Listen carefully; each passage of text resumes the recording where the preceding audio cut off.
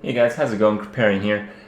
Today, by popular demand, I'm going to show you guys how I built my Marauder in Path of Exile. Path of Exile can be a pretty challenging game to stay alive in, and although I don't know all the details of everything, I can at least show you what I have done, and maybe you guys can use a piece of that towards the success of your own character.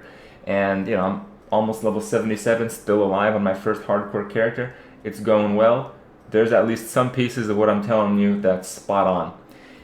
Anyway, when it comes to building a character in Path of Exile, I felt that if I can outmaneuver my opponents and I have more control, my chance of dying will be very small. I felt in this game, speed really made the big difference in terms of controlling everything that's going on the screen. So I want to show you guys how I've set it up. I'll start with the skill build here. This is the passive skill tree. Nothing too crazy, it's all on one screen, and here I'll show you the philosophy here. So the first thing I did, I started with the life nodes. You're going to need about like 14 to 20 life nodes, so you can get like 3 to 4k life as a high level Marauder, and that's generally what you're aiming for. So you got the life nodes. I started off here, life regen. Life regen is very important. Have 15% less damage from critical strikes times 2. I feel this is important because if you're taking some unlucky hits and everything's critting, you kind of lose control over the situation. With this thing, damage is more mellowed out, and you can kind of have more predictable results in how you're running through the game. And your little bit of life, strength. Remember, strength gives you life, and all resists also good. I got a few armor nodes in here as well as some other places on the tree.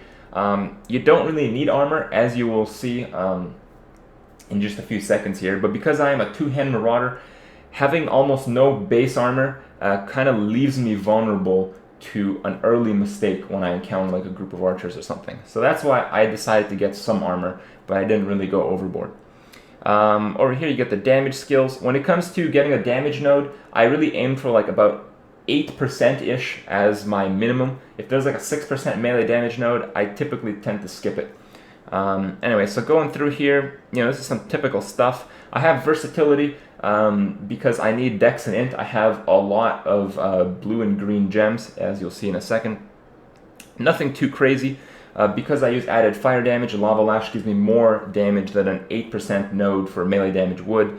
Can't go wrong with lifesteal. And there's many different life nodes throughout the tree here. I got an extra endurance charge, extra duration out of just convenience. I felt that one more is fine. Maybe in the future I'll get another one there, but nothing too crazy. These are most of the life nodes. And here I'll show you the important stuff, the big things that you got to get.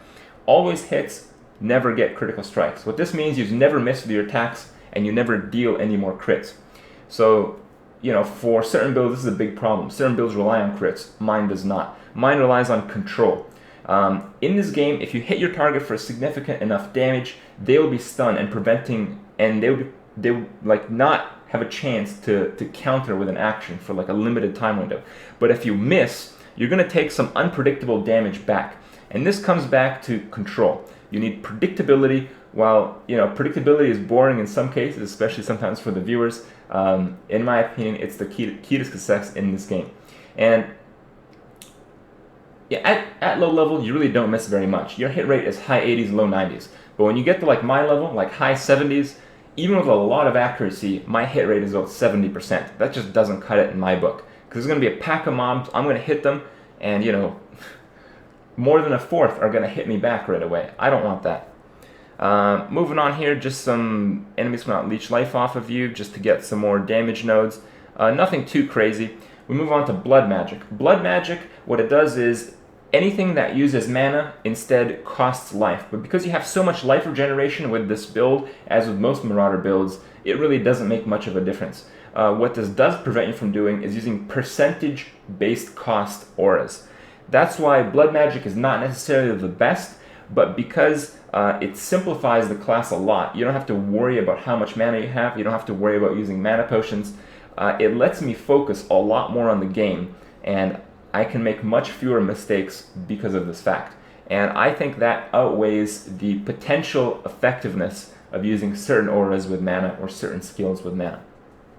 Now, I went with these three skill points over here rather than these three because in the future I plan to get these nodes right here. Some more melee damage, some more haste. That's not very good, but then I can hit up the 8% physical damage of the maces, while here I can't really get anything too spectacular really. So I go over here, got the endurance charge, just some life, a little bit more armor, and then I move back over here to unwavering stance. Unwavering stance, you can't evade any more attacks, so your evasion becomes useless, but you can't be stunned. Being stunned in this game is like when you take enough damage, your character gets knocked out of his action and you can't perform another action for like a second. I feel that this ability is absolutely critical to the success of the idea of having complete control. If you get in a bad spot and you can be stunned, you might have to just leave the game on the spot, which is fine, but I don't really want to do that. I want to have complete control. I want to stay in the game all the time. I don't want to give up on anything.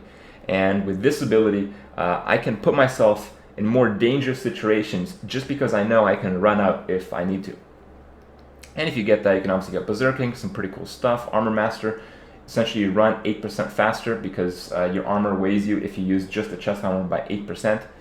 And, Iron Reflexes, because you have all that evasion rating that you're not using for anything because you can't dodge attacks, that stuff gets converted to armor, and this is especially powerful when you combine it with the Grace Aura, which gives you a lot of evasion. That's a lot of base armor. So those are the primary skills. Nothing too flashy, just cookie cutter, rock hard survivability, good base damage, and very, very predictable results in combat. So let me show you what the skills I have and how I use them.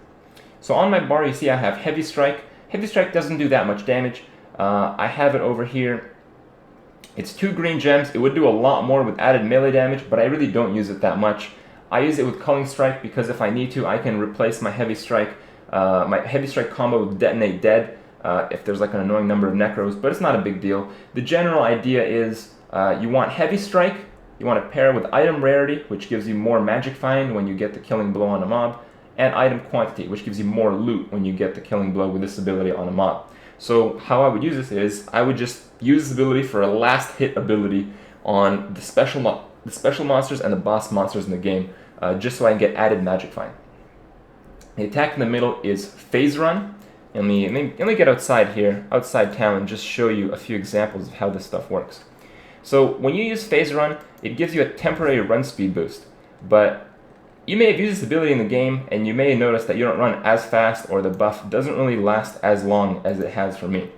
So this is what's going on here. I have Phase Run over here in a 4-link combo with faster casting, Frost Wall, and increased duration.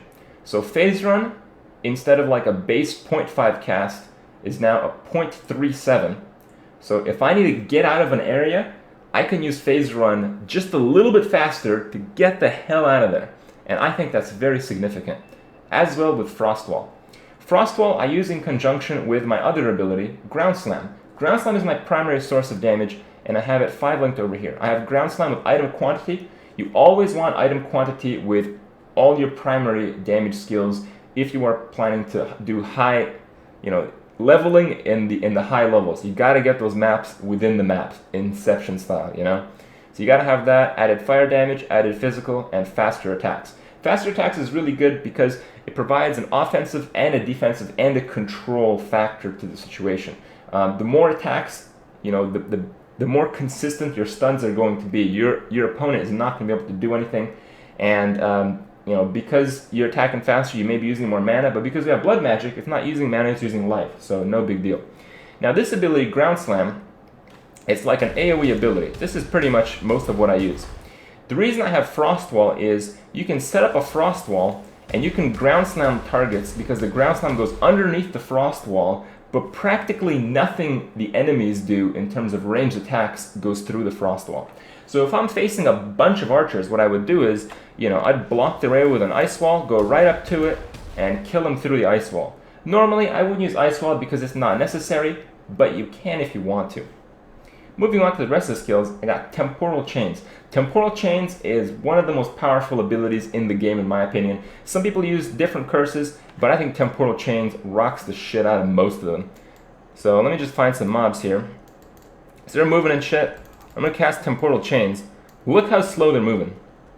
You know, outmaneuvering your opponent is going to give you the biggest advantage of all.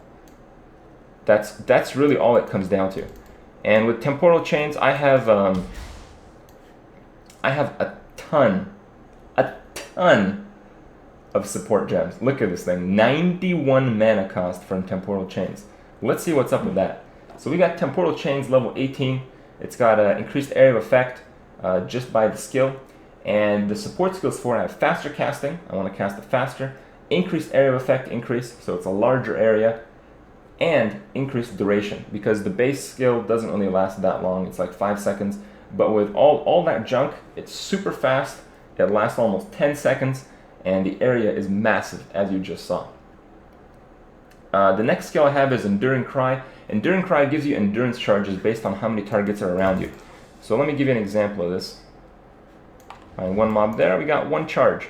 When the screen has like several mobs on it, you can get as many as 2, 3, 4, or however many charges. The max base number of charges for Enduring Cry is 3, but I have a skill that increases the maximum endurance charges by 1. So I can get up to a maximum of 4 endurance charges. Each endurance charge, you can see what it does here. So endurance charges is 0 out of 4, duration increase 18%, physical damage reduction per endurance charge 5%, additional elemental resistance 5%. So it gives you 5% worth of physical resistance on top of your armor, and it gives you 5% resist to all for each charge. And there's a maximum of 4 for this build, so I get up to 20% on both. Enduring Cry, I have it paired with increased area of effect. So when you cast it, the number of charges that you get is based on how many enemies in the area. When that area is increased, you can get more charges per cast, because sometimes, even with this ability, you can actually pick up stuff that's not on screen. And faster casting. This is a very defensive ability. This is kind of like a shield wall. Casting a shield wall 0.15 seconds faster can be the difference between life and death, and I take that pretty seriously. Last ability is Lightning Warp. I practically never use Lightning Warp. It's kind of like a teleport, but it has the cast, and the duration to the destination is based off of your run speed. So you really don't gain any kind of advantage using this. The reason I have this is because if I get a really bad frost wall, like if I use a frost wall and the mob goes through it and I'm stuck with the mob, I want the opportunity to go through the frost wall, while most mobs cannot. You know, they can't pass through it. So that's a very situational ability. I just have that as a 6 socket on my mace, no big deal. Now for my swapped weapon, I have a 5-linked weapon here just with a bunch of auras. I use the following 3 auras, and the reason I use them is because they have a set mana cost, which none is percentage based, it's just value based. So you'll see here that my life goes down when I'm using these. I have Wrath, which increases my lightning damage by a little bit. It's not fully leveled because it would require too much intelligence. Then I have Anger, which is strength based, this is fully leveled. And then I have Grace, which is dex based, but I have a lot of dex in my build, so that's fully leveled as well, which gives me evasion rating. So with these 3 auras, I can now switch back and the auras maintain, and my armor is increased to almost like 6.25k. It's pretty good stuff. It gives me 37% absorption at level 76, and I'll show you guys why this is important in a second. I have my potions here that I want to explain. I have this, the max level potions with quality, of course, and the prefix that I use is Sapping. Sapping increases your life recovered by 60%, and 10% is taken from mana. But because you don't have any mana, it's taken from life. So this gives you a huge healing bonus, because, you know, while 10% is taken from life, it's increased by 60%. That's crazy good. So I recommend you get a few potions like these, and you fill up the rest of your potions with Granite Flasks. Now, why Granite Flasks? Let's see. Each Granite Flask increases your armor by 10,000, and also you can get certain flasks that increase your armor by a percentage during the duration. You want to get this this suffix. It's called Iron Skin. So let me just use one here. You can see estimated physical damage reduction 79%. The maximum is 90%. Where do you get those last few percentage points? Well, I'm glad you asked. It's Enduring Cry. So when I see a group of mobs that are pretty tough, what I would normally do is, you know, I'd get in a position where Enduring Cry would hit, you know, at least some of them, so I get some charges.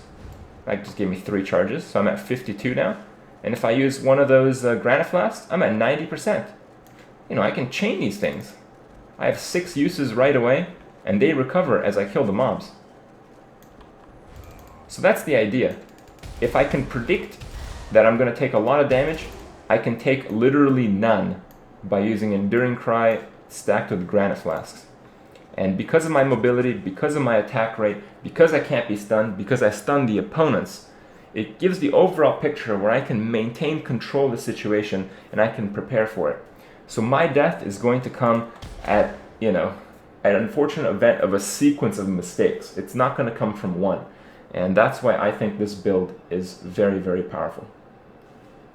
Hopefully you guys learned one or two things. And maybe you guys can take these tips and build a little bit of a unique Marauder for yourself. Keep in mind, this is one of my first characters in the game. There's probably things you can optimize from this build, but I feel it has gotten me pretty far, so at least some of it has got to be spot on. Have some fun, and I'll see you guys tomorrow.